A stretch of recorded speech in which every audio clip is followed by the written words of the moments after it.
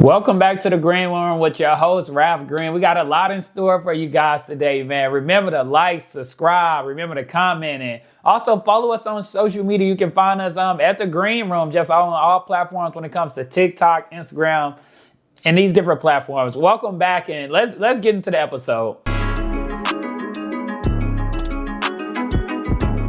Inside Green Lines, man, big week in the NBA as so many teams fell short to come up on a playoff spot, but also teams have some crazy big performances. So as we just seen, the Kings lost to the Mavericks, and the Mavericks will move on to play the Grizzlies, who lost to the Warriors. Stephen Curry had a lights out performance, and the Warriors will now face the Houston Rockets in the playoffs. And just on the other side of the bracket, you have the Bulls and the Heat faced off, and I don't know what the Bulls was doing. I'm not sure, but the Heat beat them, and now they will face the Hawks, who lost to the Magic, and then Magic will move on to face the Celtics. But I'm going to make some early picks. You know I got to make some early picks. I have Celtics winning. I don't know what else y'all want me to say. I have Celtics winning. I think the Warriors are like favorite to beat the number 2 seed. They're not beating the Houston Rockets. I think it's a point we got to realize, I hate to say it, but these older guys are like done when it comes to facing these young teams who's fully loaded with all this energy.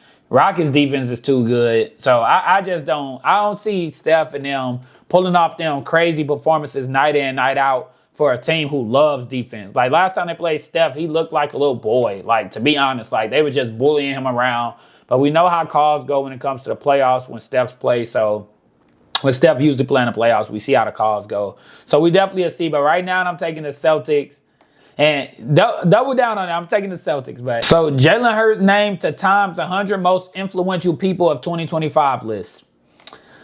We gotta give, and also it was followed by like other people like Serena Williams, Simone Biles, which we'll talk about Serena later on in the show. But yeah, so we have to give it up that this guy, what can he do? Like I'm not like, I wouldn't say like I'm sitting here like I'm not gonna get on Jalen Hurts wave while I'm this crazy fan, but bro, he has a Super Bowl ring. He's one of the best playmakers in the league. I wouldn't want to face him under 2 minutes, but I always tell people when it comes to Jalen Hurts, I think we're gonna see that off the field person that builds his brand and just build his wealth just off the field, because I just think he's so likable, but also it just seems like he has like good space around him and like a good circle, because believe it or not, no, you should believe it. But he has an all-women team, and I believe like 3 of them are black. So, you know, we gotta talk about our black women.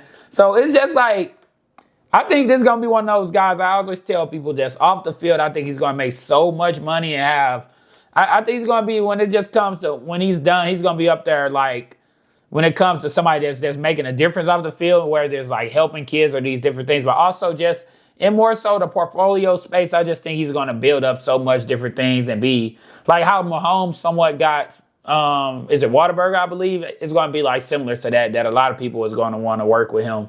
But yeah, so Jalen Hurts, 100 influential people on earth right now, and then you got to follow it up with the Super Bowl, then the Super Bowl MVP, then the college national championship. Like, the guy that did everything at this point. Like, for a person, like, I'm a Bills fan. I'm also a Steelers fan. I'm a Josh Allen fan, but I'm a Steelers fan. So I gotta give props to him, dude, man. Like, congratulations to Jalen Hurts on that. So just moving on, Travis Hunter comment. I'm not sure if you guys seen it with the draft.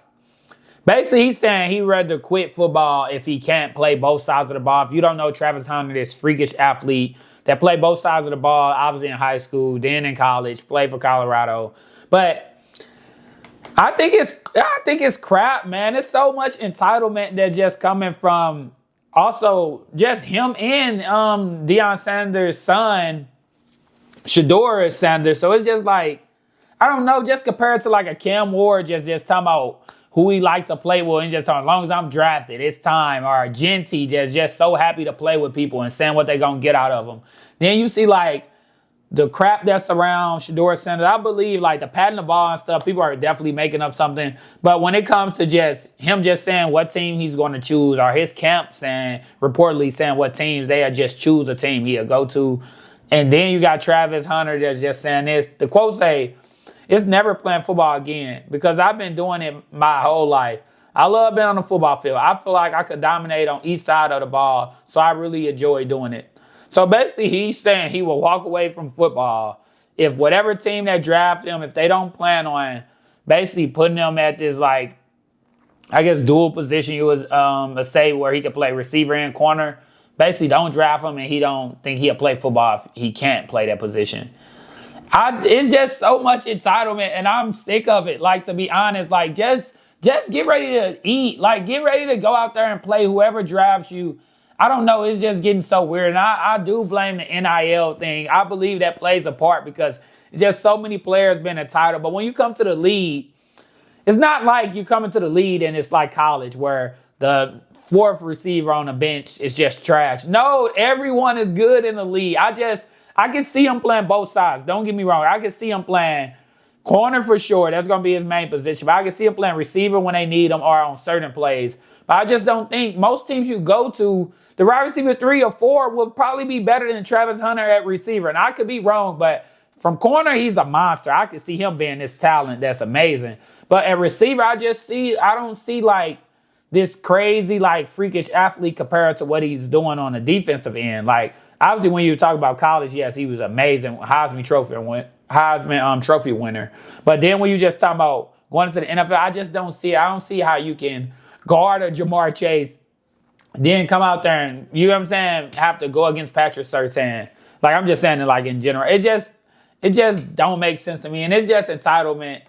And I'm truly sick of it. Like, yeah, you guys can be like, oh, I get what he's saying. Like, put him on both sides of the ball. If a team doesn't want you on special teams, right? They don't want their star player on special teams, like a Tyreek Hill, all these other people that they throw out here and there, but they really don't want them playing it.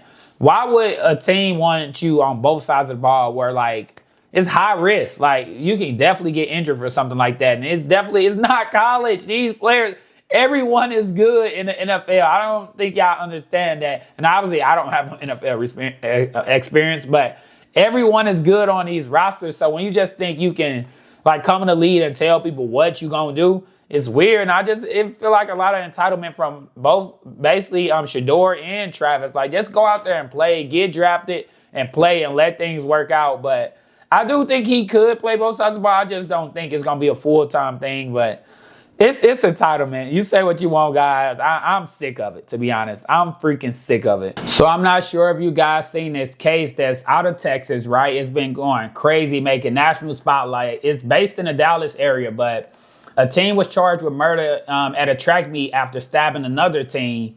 And basically, I guess to kick off why it's just in the spotlight now, basically the team had a $1 million bond and it was reduced to $250,000. But we're going to put the race in this one because it definitely matters when it comes to all the confusion and commotion that's going on. Karmelo Anthony is a black kid that ended up stabbing Austin Metcalf, which was a white kid, at a track meet after going under his tent. But just to break it to you guys, we can break it down in the police report. It says, the stabbing occurred under the Memorial High School tent in the stadium bleachers at 10 a.m. on April 2nd. Responding officers said they spoke to multiple witnesses, including one who reported the altercation began after Metcalf told Anthony to move out from under their team's tent, according to the arrest record.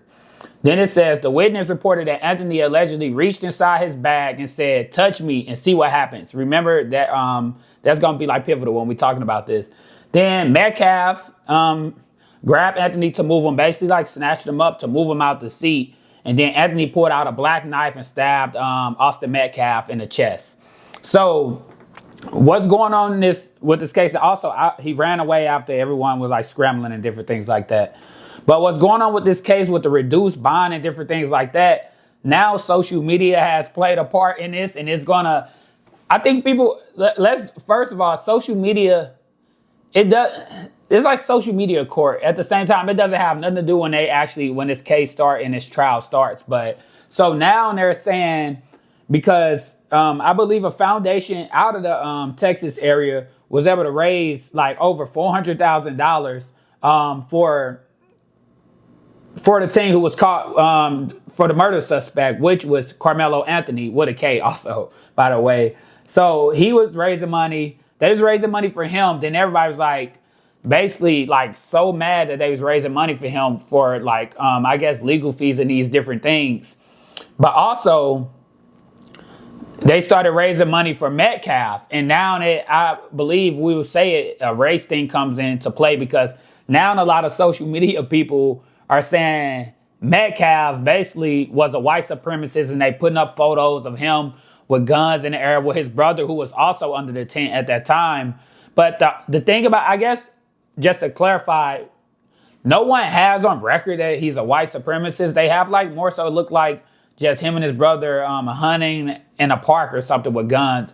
But now that the other side, we can say Metcalf's side and we can say Karmelo's side. Now Metcalf's side is pulling up photos of Karmelo Anthony and saying that he's in pictures with guns and putting the middle finger up and calling him a thug and these different things. So now there has been starting this little, I wouldn't say race war, but during this just court case, race have came into play when it comes to this. And for me, I'm not a legal expert. Not at all. I'm not a legal expert. But it's going to be tricky because we know Texas laws, you know what I'm saying, when it comes to like standing ground and all these different things. But this one will be tricky because Karmelo Anthony went under his tent, Metcalf's tent, as he came back and told him, get out of my seat. But the thing was with Karmelo Anthony, him basically like, he obviously insinuated he was going to stab him, but he was basically, if someone approached me and I was in their way or at their function or something like that, and I basically was like egging them on to touch me on purpose because I had a knife or I had a gun. So I think that's when it's going to come into play. It's going to get tricky because to keep yelling that out multiple times, touch me and see what happens, or touch me, I'm going to stab you. And I'm not sure if he said that word from word, but I know for sure he said that, like basically see what happens if you touch me. More so letting this kid know, touch me. And in a sense, he was warning him, but at the same time, it's going to, I guess when they had a few witnesses, but when it comes down, it's going to be what actually happened under that tent. And it's going to be more so, I feel that the background will play a role because we can see if they attended the same high school, because I don't know if it comes to like bullying these different things to where like he was a white supremacist or something different like that, or even on Karmelo's side that he's maybe bullying Metcalf or trying to irritate him or something at the moment. So this track meet was involving just multiple schools in the district. But Metcalf was the 11th grader at Frisco Memorial High School. And we can see for... Okay, so yeah, it's different high schools, but they in the same, I guess, range, because it says that Metcalf went to Memorial High School and Anthony Karmelo went to Centennial High School, which is just 5 miles apart. And now that could get tricky when we just talking about the background, but this case is definitely going to be crazy. Okay, yeah, she's getting like, it was so many racist comments and like these hateful and threatening comments to the judge because she lowered that bond from $1 million to $250. And so now it's just so much going on. If you guys haven't seen this case, I advise you to just look it up, because I think it's going to be one of those national cases that obviously it happened in Texas, but one of those things that's going to be in the spotlight before the Diddy trial. Diddy trial is coming up soon.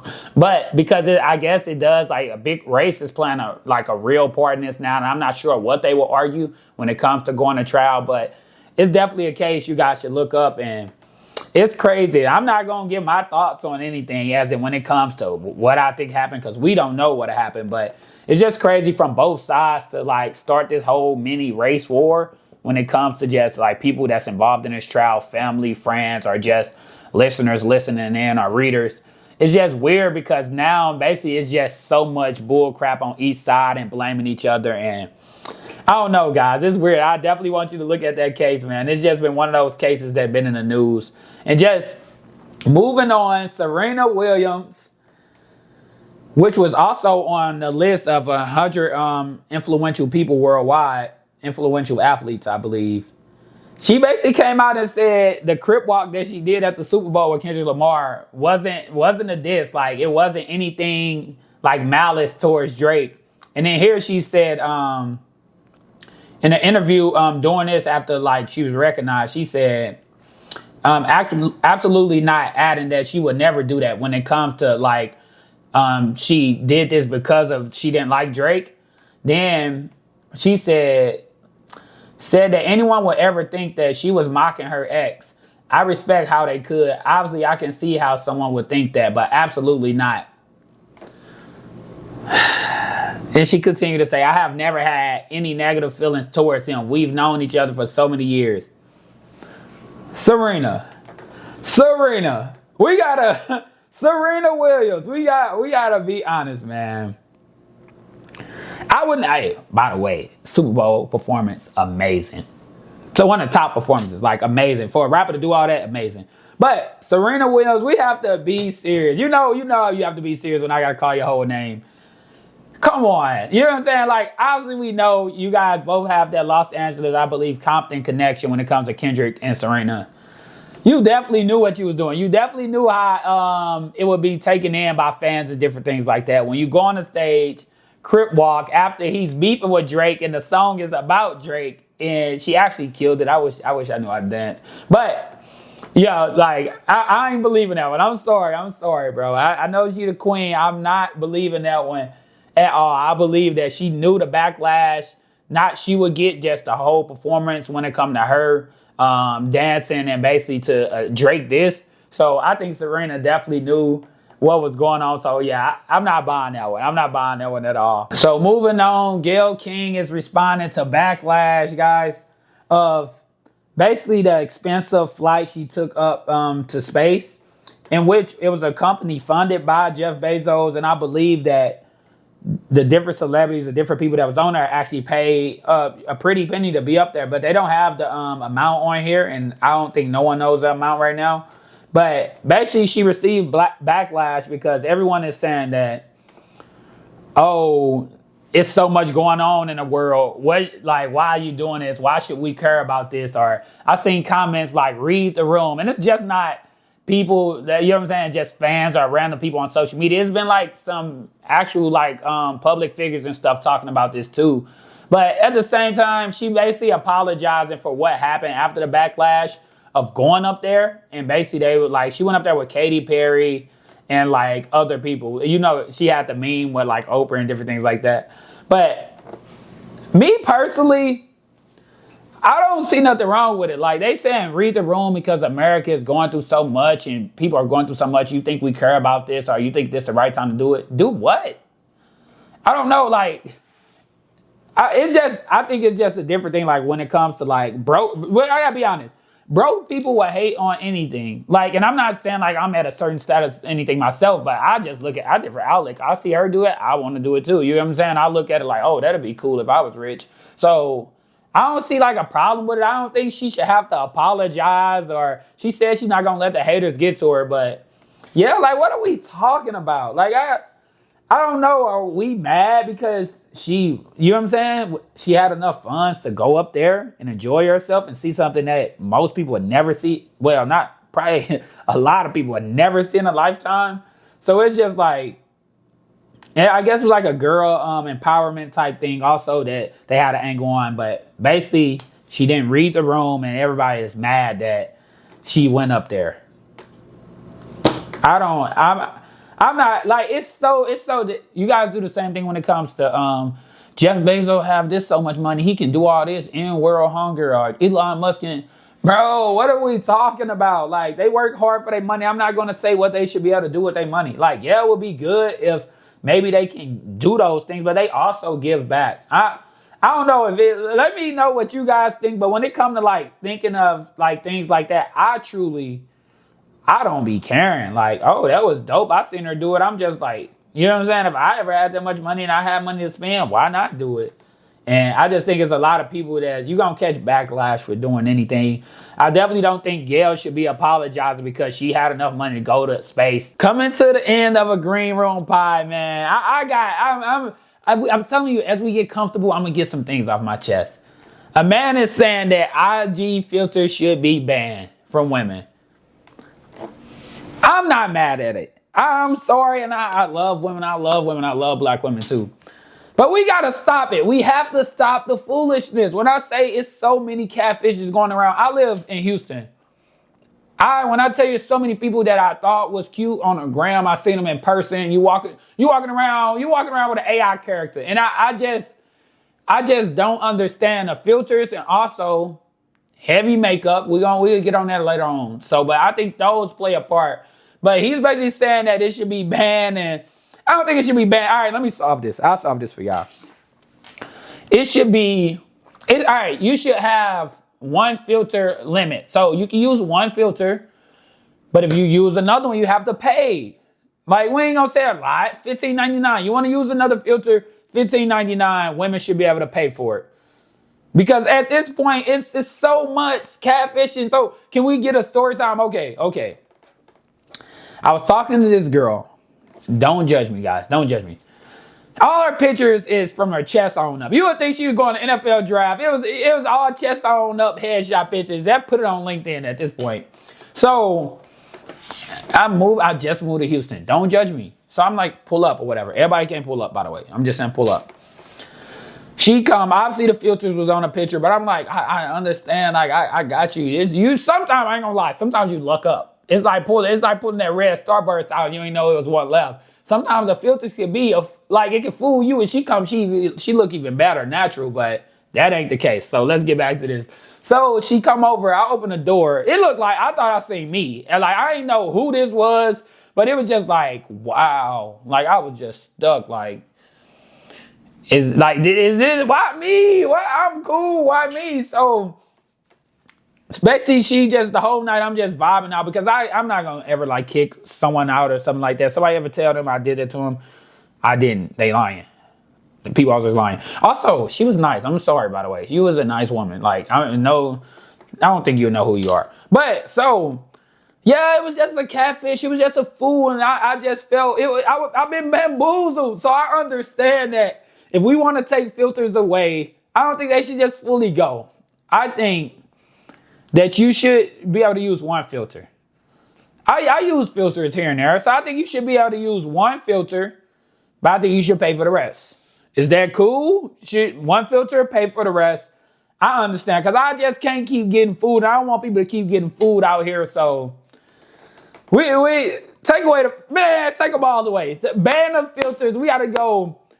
I guess it's a day for everything. It's a month for everything. No filter month. I'm giving you guys my idea. No filter month. We gotta trend it. No filter month. It should be. We can do October. You know what I'm saying? No filter month. We do October, and basically we get this in writing. October is no filter month, and no women can put filters on their pictures. And I already know women about no, the guys can't do. No, that ain't about that. This ain't about no filter month or paying for filters. I think that you should be able to do that. But I don't think it should be banned. We gonna give people some grace. But I'm tired of getting food, and now I'm mad, bro. Cause I got so many stories for y'all. But we got a lot in store for you this weekend. We definitely gonna have some people or a person join the show this weekend as we gonna start getting after it, man. And we gonna definitely get you some more content pushed out and some funny content and some natural content. But IG filters, ban them right now. But I'll see you guys, man, this weekend.